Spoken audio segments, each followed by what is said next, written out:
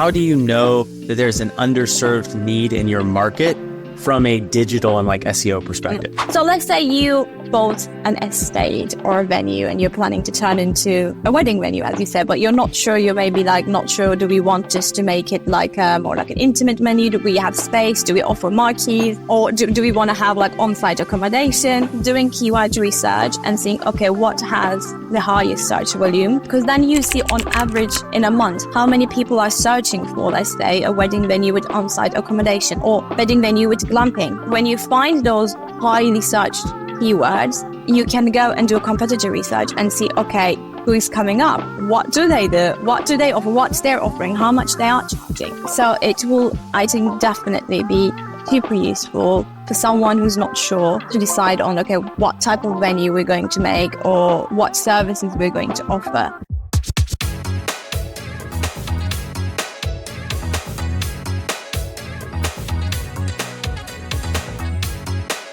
Welcome to the Venue RX. On this show, we document and share best practices around owning, operating, and managing world-class wedding venues.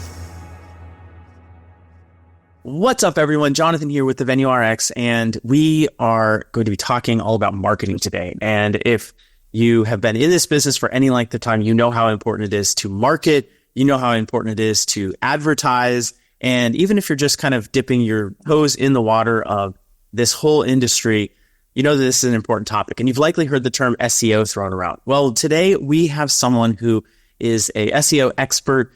She has a consultancy out of the UK, and she really focuses on wedding-specific and wedding-focused SEO. And so I'm really happy to welcome Nergis to the show. Thank you so much for being here today.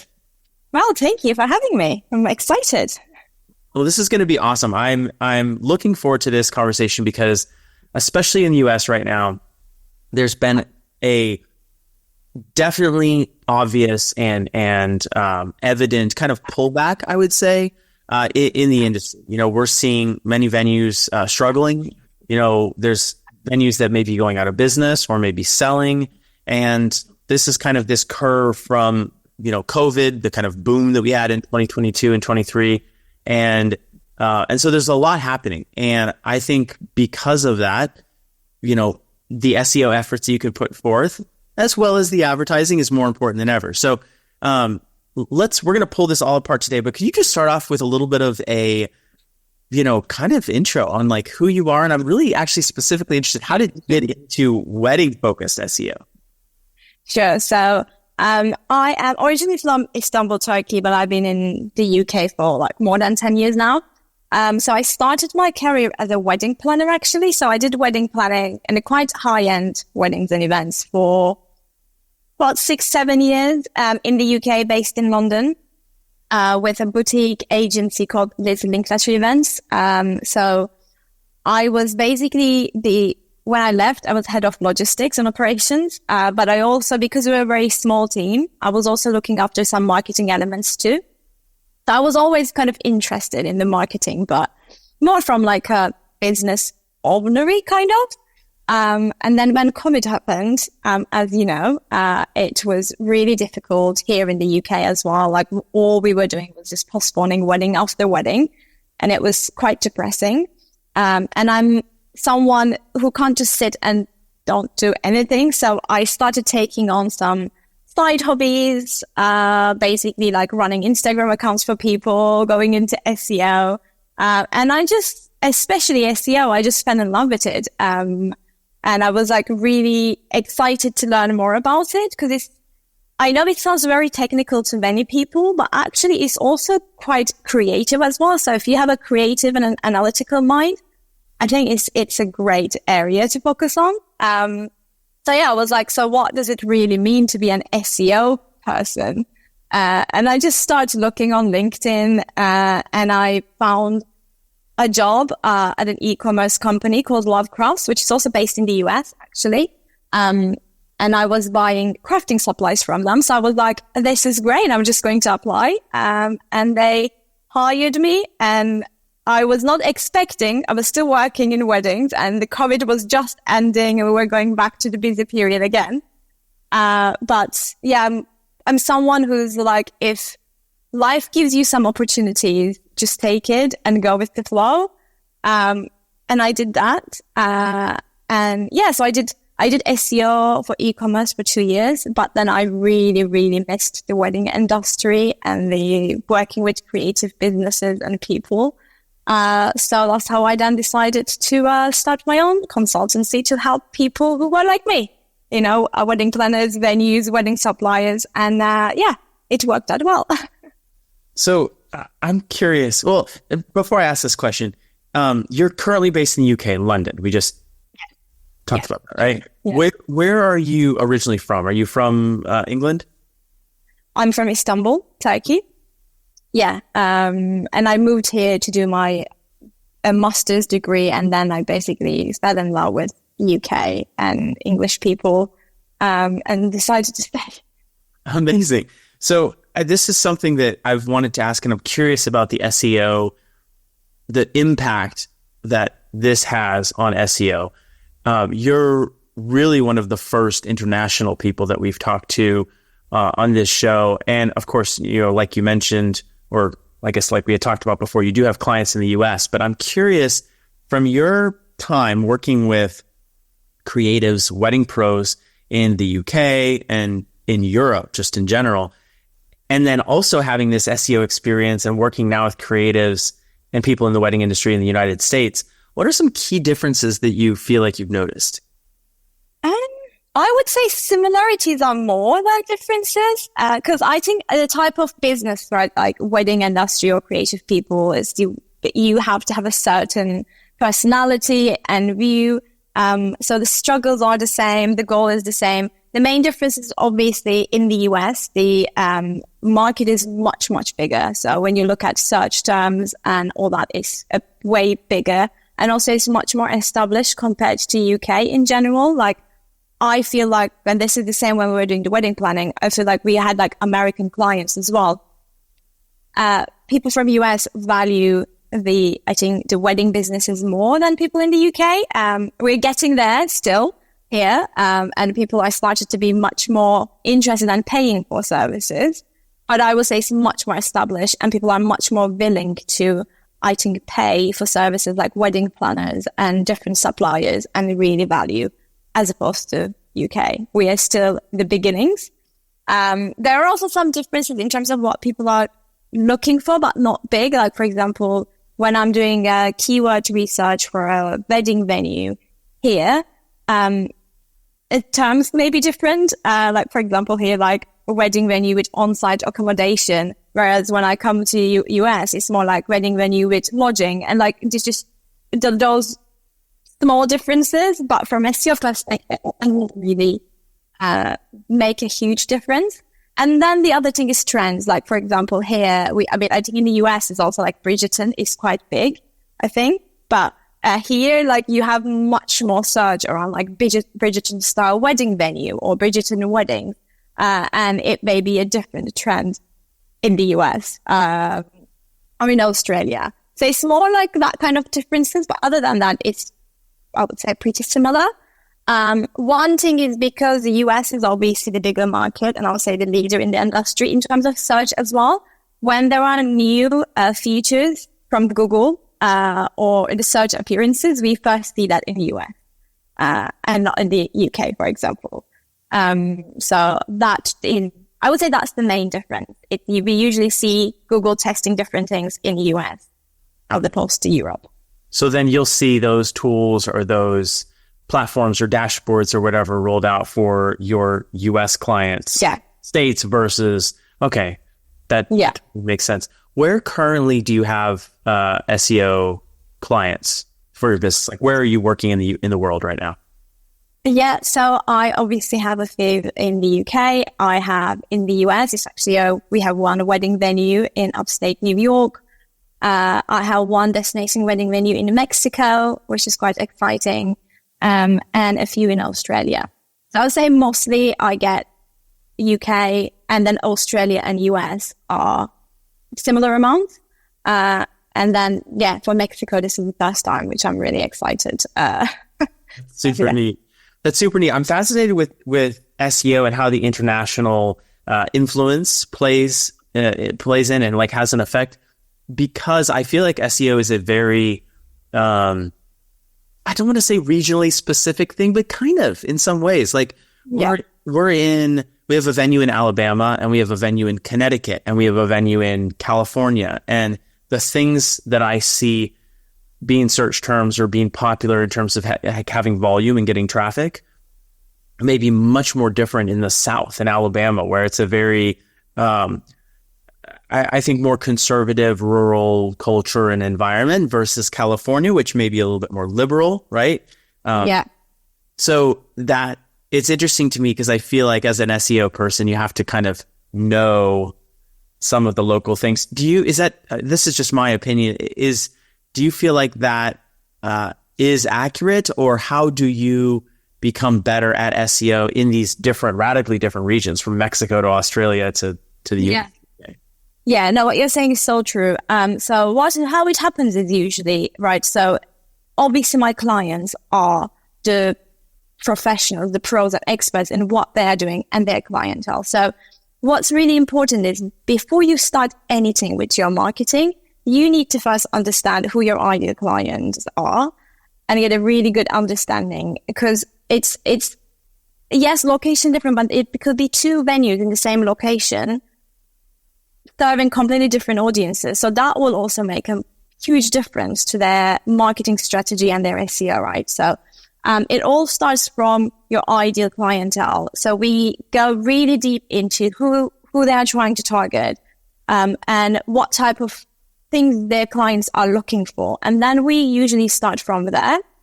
And then it's all about doing keyword research and understanding. So I usually go really deep.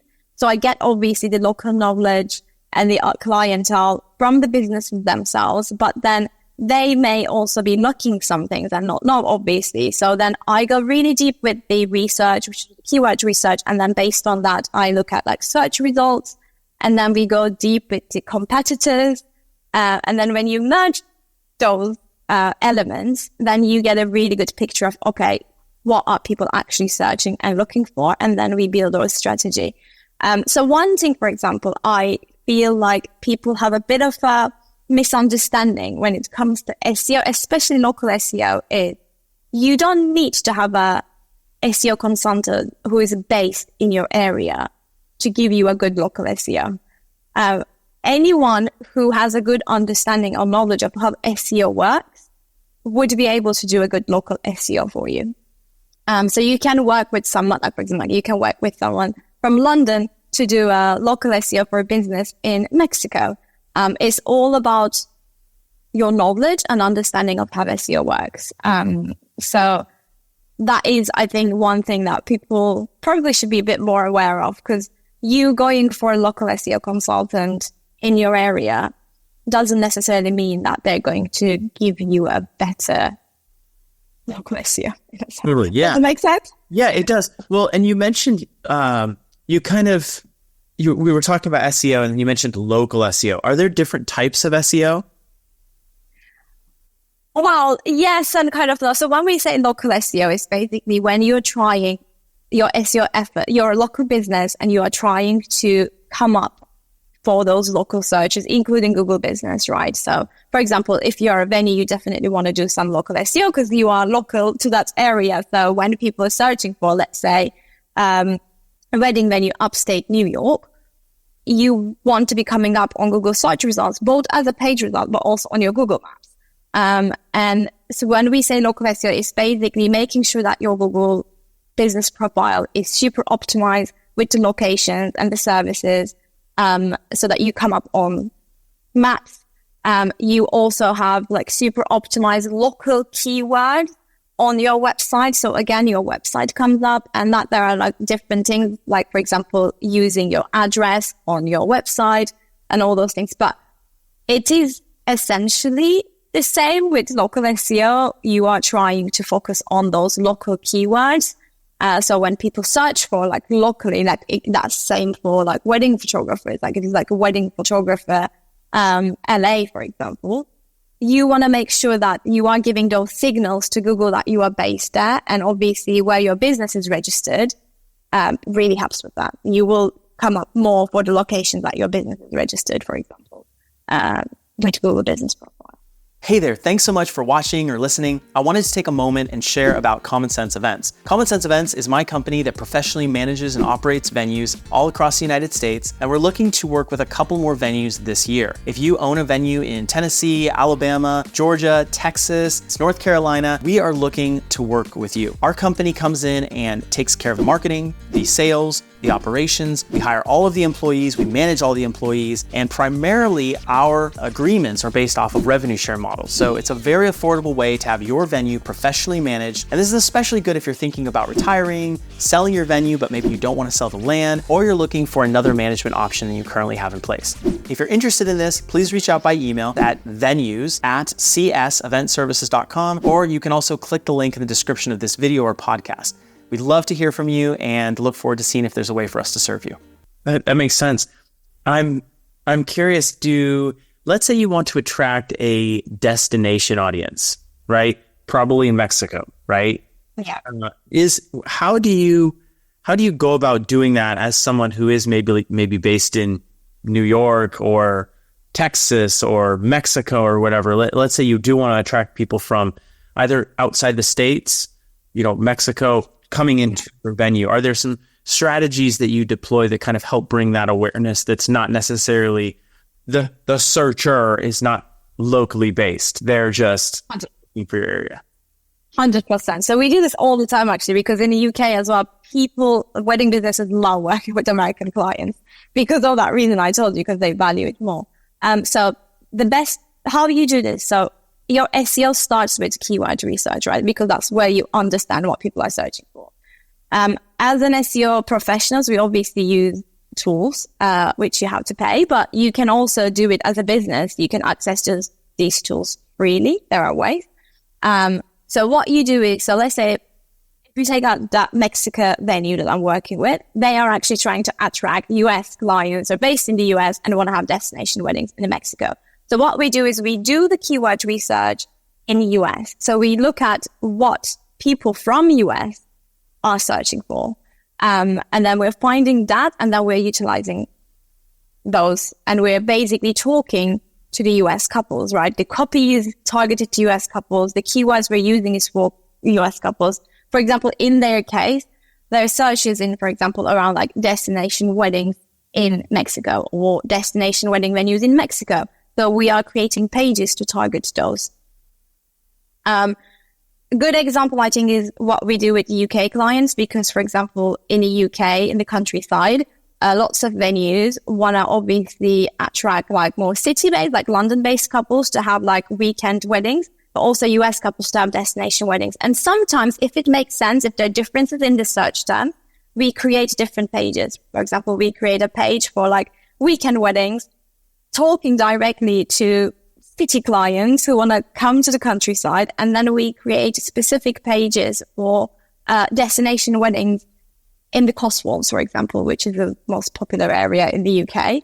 And we specifically talk to the American couples, because in your copy as well, it's not just about using keywords. Your copy needs to be attractive. So that's what we do. Basically, you need to look at different markets. So for the UK ones, for example, we do our research in the US market. We also do our research in the UK market. And how we do is like usually on all the keyword research tools, free ones as well, will ask you a country. So if you want to target clients in the UK, you just need to change it to United Kingdom. If it's Australia, you change it to Australia. Then you see what are the searches for that specific area. Nergis, I'm really curious about how you would. So let's say you're a new venue, brand new, right? You've not opened or anything yet, and maybe you're even evaluating the opportunity size. So you're running some financial documents, and you're wanting to know how much revenue can I expect from this venue that I want to start, right? Would it be helpful, in your opinion, to maybe even talk to an SEO person like yourself to ask about keyword volume around different things? Because I guess the question that I'm asking is, how do you know who your target client is before you even open? And how can you know a venue you're going to spend $1 million on, or $2 million or $3 million? So how do you know that there's an underserved need in your market from a digital and like SEO perspective? Yeah, I think it is super valuable. I actually have one client instead, florist, and she's doing a new business now. And that's what we did. We started with the keyword research to understand what people are searching, what services are people looking for. So let's say you bought an estate or a venue and you're planning to turn into a wedding venue, as you said, but you're not sure. You're maybe like, not sure, do we want just to make it like more like an intimate venue? Do we have space? Do we offer marquees? Or do we want to have like on-site accommodation? So for that, doing keyword research and seeing, okay, what has the highest search volume will definitely help. Because then you see on average in a month, how many people are searching for, let's say, a wedding venue with on-site accommodation or wedding venue with glamping. Because maybe you have the field and you're thinking about, do we invest in creating a glamping so that we can then offer this as an on-site accommodation, right? And then you can do your search and see, is there actually enough search volume to justify? It is hard to say then, okay, like let's say there is 1,000 search volume and we will get this many like percentages. There are ways to calculate it, but you need to go really business specific. And then you can even, do that, like what will be the conversion rate from that? So how many bookings that will make in a month or in a year. And if we're charging this much, it will definitely help you with that. Also, then when you find those highly searched keywords, you can go and do a competitor research and see, okay, who is coming up? What do they do? What do they offer? What's their offering? How much they are charging? So it will, I think, definitely be super useful for someone who's not sure to decide on, okay, what type of venue we're going to make or what services we're going to offer. So yeah, definitely. I think it'd be super useful. This is super top of mind for me right now because, we have this venue in Alabama that we're working on. And Alabama's it's in the South. So there's a very rustic influence, parts of the state, very country. People love hunting and fishing and Alabama football, and it's a very different sort of market and a different sort of clientele than is getting married at any of our California venues or even our Connecticut venues, or even our Georgia venues in some cases. Yeah. And so my question is for the glamping, this came up. The owner was like, hey, we should do a bunch of yurts and we should do a bunch of these glamping sites, but I don't know if it's worth investing the several $100,000 that he was talking about investing if there's not search volume, right, on one hand. Because if there's 2 people searching for glamping in Alabama per month because it's humid and it rains a lot and it's like no one is thinking about glamping, maybe we don't want to spend that money because the audience isn't there. Is that accurate? It is definitely accurate. Like, if you want to make that investment, you definitely want to make sure that there is enough search volume, which will show you there is enough interest. If there isn't enough search volume, then maybe people are not interested in that for that area. But also, I would say with us, obviously business, but I would also say just thinking about, okay, there is search volume, we can add it, but does it actually going to make a difference to our business? Do we actually need that?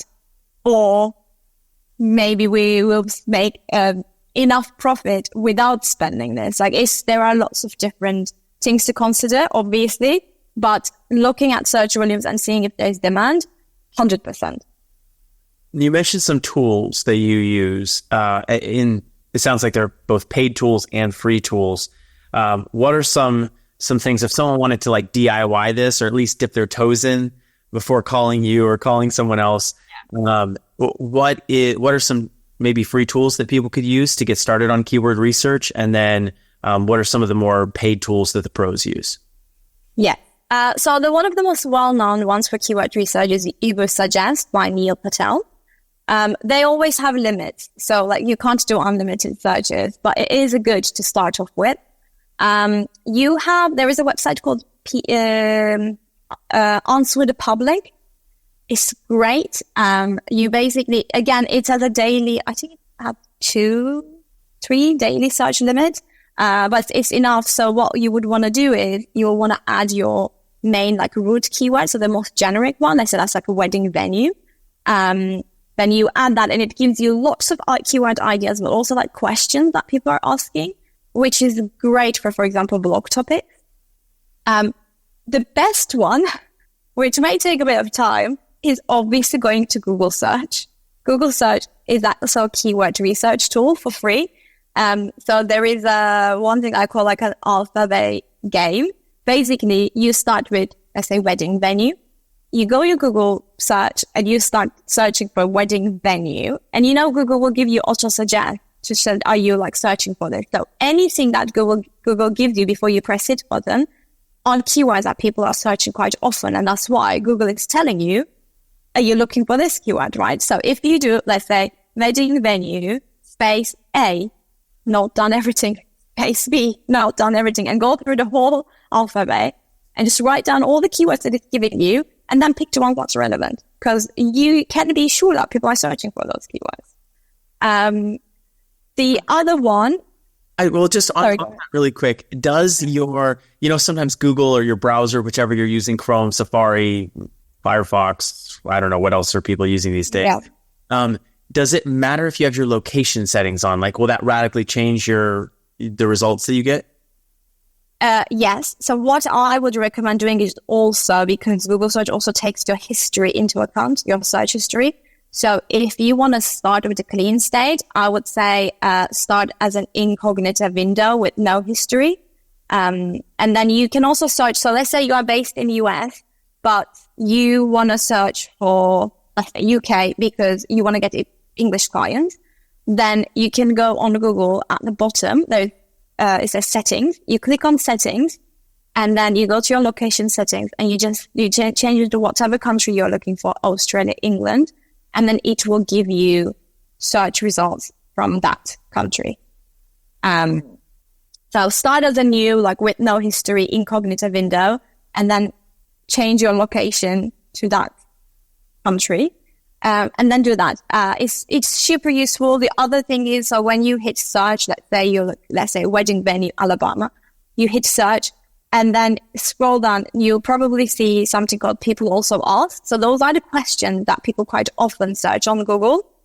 Those are great questions to either write blogs about or add as frequently asked questions on your website, for example. So I highly recommend that too. The other one, the tool I use, which is a paid tool, is SEMrush. But what you can do is you can do a free 7-day trial, and you have full access. There's no limit, and it's 7 days access. So if you make sure that you allocate time, and if you say, you know what, this week I'm going to do my keyword research, block out your calendar. It will probably take you a few hours anyways. It won't take you 7 days. But then start your free trial then, do your keyword research, and just make sure you cancel your subscription. Even if you forget to cancel and then you see that they charged you, they're super good. They probably hate me for saying this if they hear me, but you're telling us all the secrets. I love it. Yeah. You can email them and you can say, I'm so sorry, I forgot to cancel. I'm not going to use this. And if you do it, I think in the first 14 days, they give you a full refund and they cancel your subscription. So I would highly recommend that. That's a tool I use, and it's great. It gives you lots and lots of keyword ideas. Awesome. That's super helpful. And thank you for mentioning that, because if there's a venue owner listening to this, or someone who doesn't own a venue yet, but they're on the Venue RX, they're looking for advice and they're like, should I do this? Should I not? Maybe they know of a piece of property, but they don't know how to validate maybe the numbers that they're coming up with. I think this is super helpful. So thank you. Yeah, I want to spend a little bit of time talking about blogs, because I think I've heard a lot of people talk about blogging, and I think again with SEO, you hear people talk about SEO, people talk about blogging kind of hand in hand. And then if you spend any amount of time listening to any educators, like you mentioned, the Google My Business profile, right? Yes. Focusing on blogging a little bit here. Is there a right way and a wrong way to blog, or is it a safe bet just to go to Google, like you said, go look? People also ask affordable wedding venues in Alabama, and put in ChatGPT hey, write me an article about affordable wedding venues in Alabama. Boom, put that right on your site. Is that helpful? Are there some do's and don'ts? Give me a little bit of insight into correct and most effective ways to blog. Yeah, I'm glad you asked that. There is definitely a right or wrong way of blogging. First of all, I want to say, like, for years, people were saying to everyone, and these are also people who are just coaches and not marketing people, saying to people, if you want to rank on Google, you need to blog. Just blog consistently, blog once a week, you'll be fine. That is not true. It doesn't matter how often you blog. What's important is that your blogs are targeted to the right audience, right? And you don't need to blog every month. You can just blog, I don't know, twice a year if it's the right topic. So that's, first of all, I want to say that because I know that puts off a lot of people, this idea of constant blogging, puts off a lot of people from doing anything on their website or looking at SEO. The other thing is blogging is just one part of your SEO. And I always say to people, it should be kind of the last part that you look at. You first need to look at your main site pages, which are like your homepage, your service pages, your about page. You need to make sure that they are fully optimized before you move on to blogging. So if you have time, if you're going to spend time, just first spend it on your actual site pages.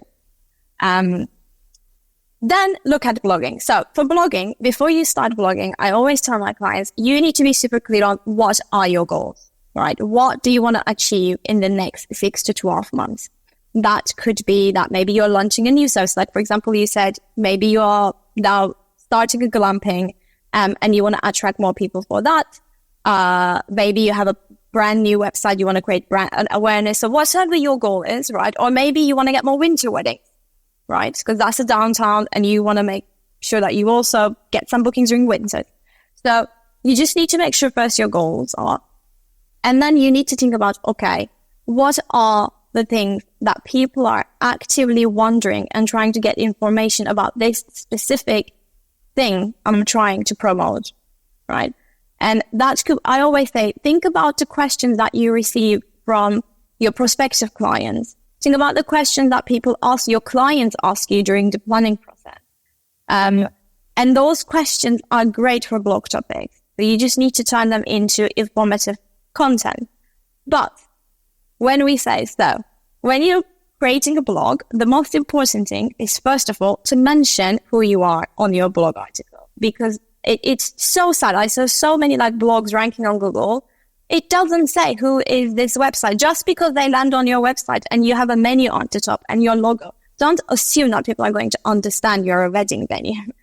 Just clearly mention that you're a wedding venue and you have the experience, and that's why you're writing this blog article. The whole point of blogging is to give people information and inspiration, right? So the blogging comes as, so basically we have a buying cycle, right? And people go through different buying cycles. Blogging is for people who haven't made a decision yet. They haven't made a decision on what they're going to invest. They have a problem or they have a desire and they're looking to solve that problem, or they're looking for inspiration for their desire, right?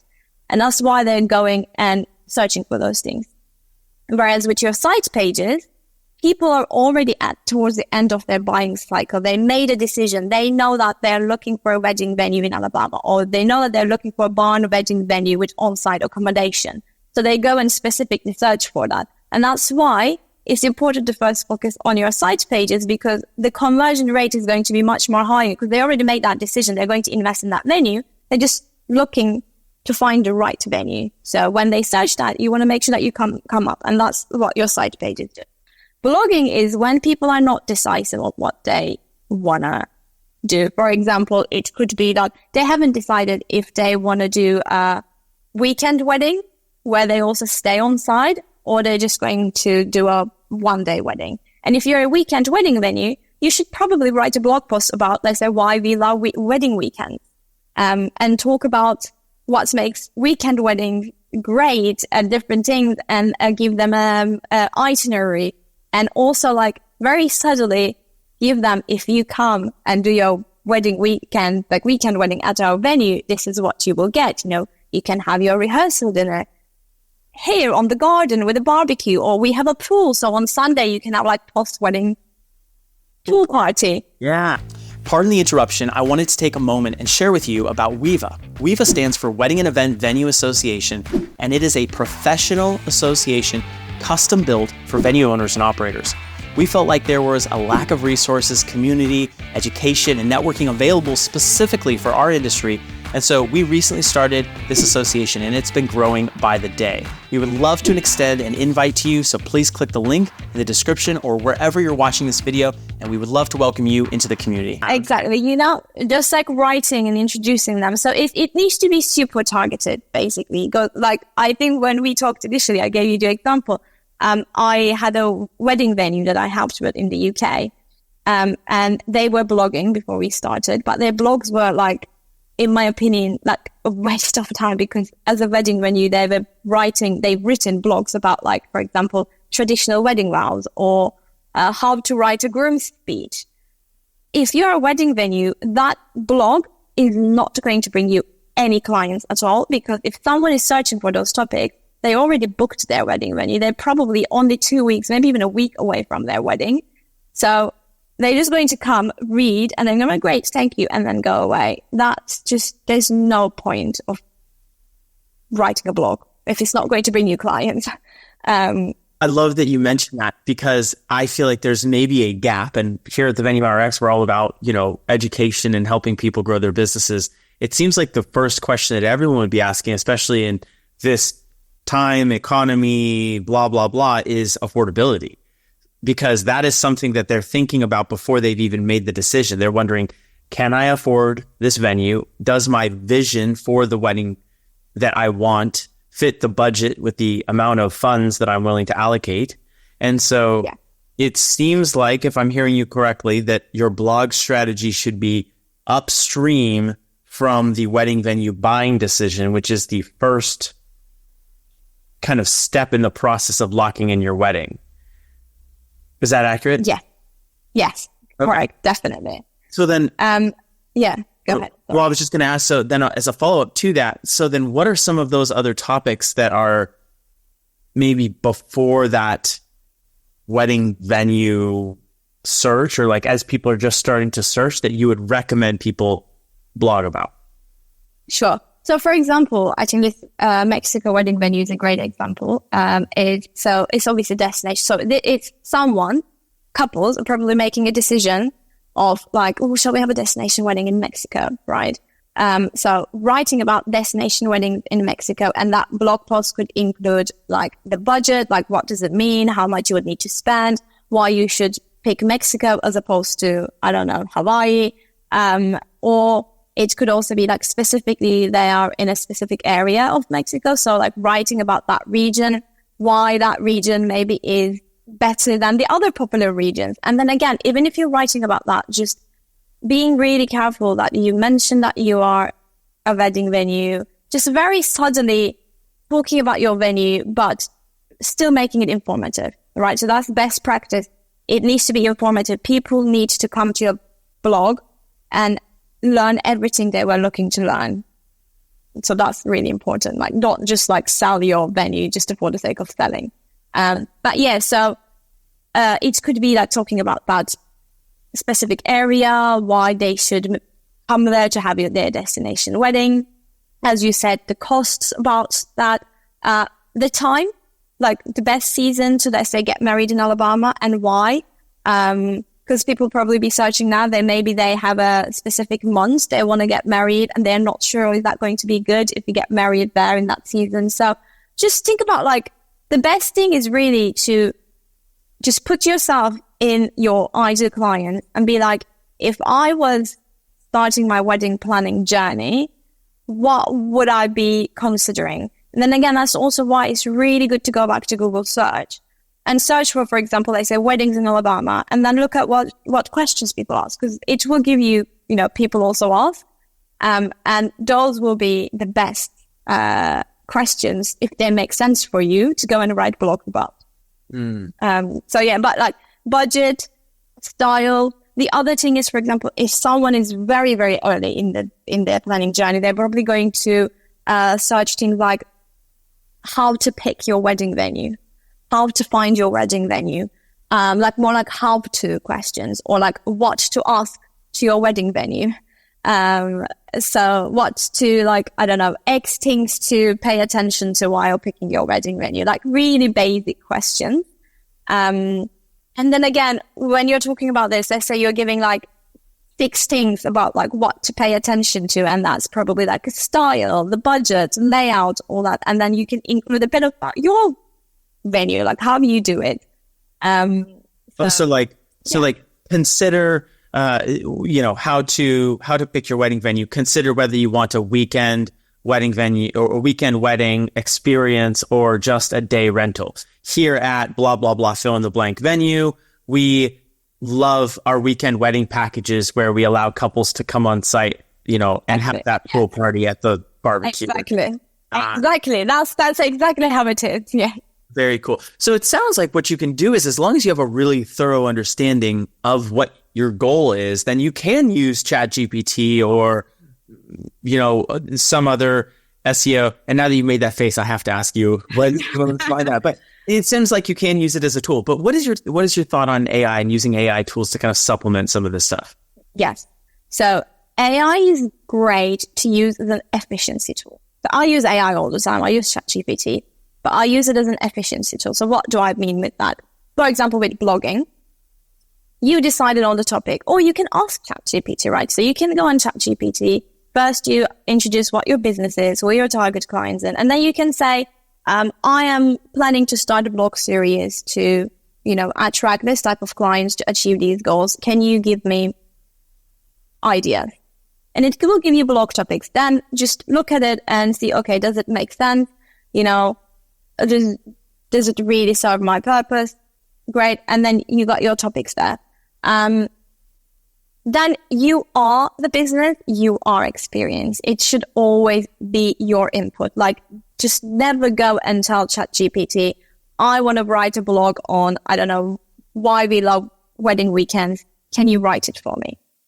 Just never do that, because what ChatGPT does, it just goes on the internet and searches other resources and comes up with an information. Sometimes it makes up information, right? But you are the business, you are the pro, you are the expert, so So it should be coming from you. So you can then give input to ChatGPT, and you can say, as long as you tell ChatGPT, this is our tone of voice, this is how we speak, write me an engaging introductory paragraph for my blog article for this topic. And in this paragraph, I want to mention this and this and this, and just stick to the input I give you. Then yes, it will help you write a blog article probably way quicker than you would just sit down and write. But use it as just like an efficiency tool. Like, don't get the information from ChatGPT. There needs to be a human input, and it needs to be the most important thing when it comes to Google and search is whatever you put out there needs to be original. It needs to, but obviously it needs to be valuable, and it needs to be correct. And it needs to have your own perspective, your own take on the matter of the subject. So don't just tell ChatGPT, write me a blog on this, and then take that and put on your website, basically. Does that make sense? So much sense. And that's really helpful, because I think there's a lot of misconceptions out there around using AI. Is it good? Is it not? Oh, what's going to happen? Oh, I heard someone's getting sued about this. ChatGPT, but using it, like you said, as an efficiency tool versus a knowledge base. Yeah. You being the knowledge base versus allowing ChatGPT to be the knowledge base, and just using ChatGPT to help you get from A to Z a little bit quicker with the knowledge that you have in your head. Exactly. Yeah. There's a question I wanted to ask you prior about the blogging that I didn't get to, and I want to add it here at the end, and then we'll wrap up for today. But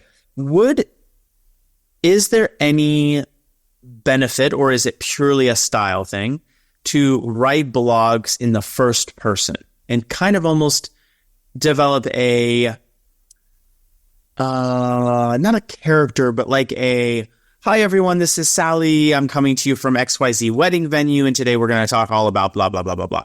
Writing from the first person versus like a third person God's eye view of like, we're going to talk about wedding planning today. Wedding planning is an important topic. You know what I mean? Is there an advantage that you've seen, or does it not really matter? Doesn't really matter. I think it's totally up to your branding and your preferences as a business. Like, how do you want to sound? Do you want it to be super personal and from like first person, or do you feel like you're a bit more corporate-y, and you want to have that serious tone? It's really about how do you want to position your business and what's the tone of voice. So I would say it's purely branding choice than anything to help with your SEO. With SEO, so the gist of SEO for Google search basically is, and because we talked about this as well, there is this thing like, oh, Google changes all the time, Google algorithms changes. Because I know some people have this worry that I'm going to make this investment, whether that's money or time, and then Google is going to change this algorithm and I'm going to do it all again. That is not true. Google's algorithm changes, yes, but it changes to make search better. So Google is a business at the end of the day, and Google makes money because people go to Google search and use Google search, and Google wants people to continue using Google search. And just think about it. What will make you continue using Google for search if when you search something, you're getting good input, that it's answering your questions, right? So what Google wants is for you to put out good quality, valuable. Ooh, I don't know what happened there. Reaction. Good quality, valuable content that's going to help people, right? So as long as you're following those practices, don't write anything for the sake of Google. Always think about your ideal clients. Write it for humans. Give them value. Answer their questions.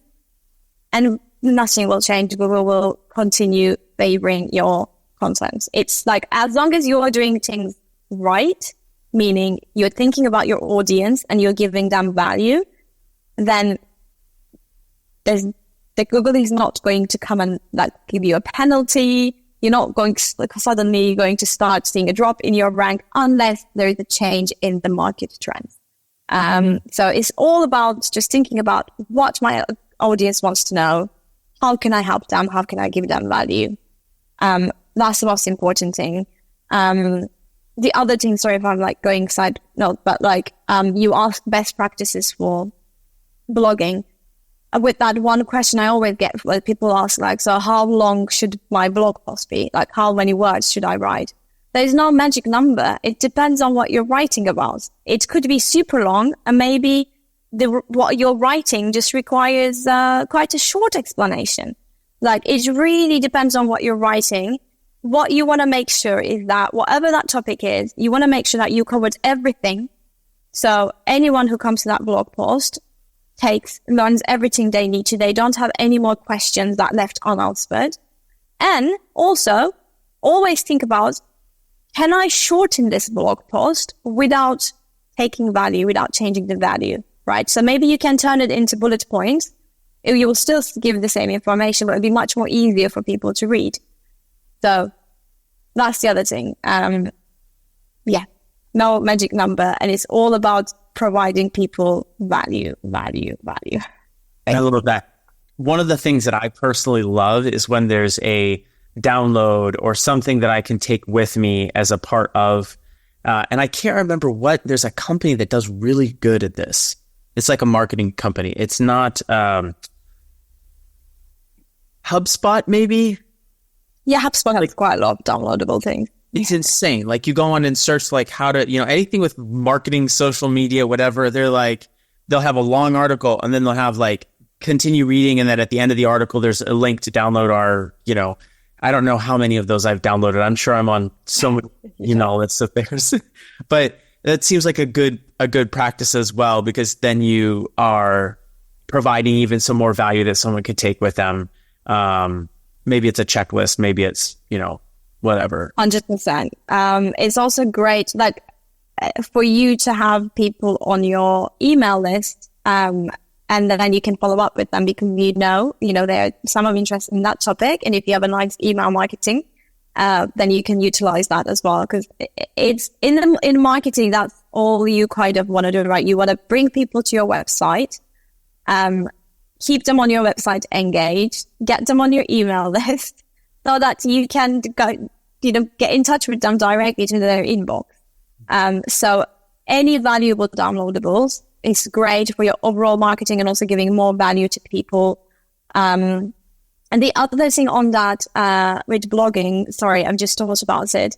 At the end of your blog, always give people call to action. And that could be just like downloading a cheat sheet or a brochure. It could be to get in touch, or it could be to check out our services, check out our spaces. Like, always give people something to do, so that people are engaging more, getting in touch with you, seeing more of your content. So that's also really important. So yeah, definitely. Downloadable is great. It's also, if you have some graphics, like for example, maybe it's like a cheat sheet also you can use as like an infographic, on your blog post. Those are great because then it encourages more people to like share them. And if people share them, you get like more backlinks, which is great for your website authority. You create more brand awareness.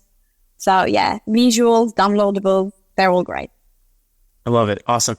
This has been super informative. Thank you so much. This is wonderful. Well, thank you. If someone wants to learn more about what you do and they want to connect up with you, ask questions, hire your services, whatever, what's the best way to connect with you? So they can check out me on Instagram, which is SEO with Nergis. I try to give a lot of help like this there. Also, if anyone has any questions after this, please feel free to message me on Instagram. I'm super like chilled or answering people and replying, because I also it's really good for me as well. I see what people are curious, and then I can create content for it and more people can see it. So please feel free to message me there. You can also check out my website, which is nergisyuksel.com. Bit difficult for my name, so sorry about that. But yeah, you can also email me with questions. And yeah, sorry, you were going to say something. Well, yeah, I was. Just the Instagram handle. So it's SEO with Nergis and Nergis. Yes, Nergis. Yeah. Okay, cool. So at SEO with Nergis. Beautiful. Yes. Yeah, that's the best place probably. And yeah, any questions, if there's anything we talked about today that doesn't make sense or you want to learn more about it, just tell me that you found me through the podcast, and yeah, ask me your questions and I'll be happy to answer. Amazing. Awesome. Nergis, thank you so much for coming on today. This has been a real treat, and I can't wait for people to hear it. I know it's going to make a difference in people's businesses. Well, thank you so much for having me and paying attention to SEO. It's really important. It really is. All right. See everyone in the next episode. Hey, just wanted to take a quick break and share a little bit about Common Sense Events consulting packages. In the last couple of years, we've selectively partnered with some venue owners to provide consulting services, and this year, we're looking to take on more consulting clients. We've had such a good time and been able to provide a lot of value, and our team has now worked with over 11 venues and hosted hundreds and hundreds and hundreds of weddings, and essentially compressed and compiled all of that information into consulting packages that can be custom created to fit the needs of your venue. If you are concerned with your current venue's performance, or maybe you're brand new to the industry and you're just looking for a partner to kind of help get things off the ground, our team would love to be considered to serve you and your venue in that capacity. So you could reach out at venues@cseventservices.com. You can also just click the link in the description of this video or podcast, and we'd love to hear about your venue and see if there's a way that we could partner with you and serve you. All right, back to the show.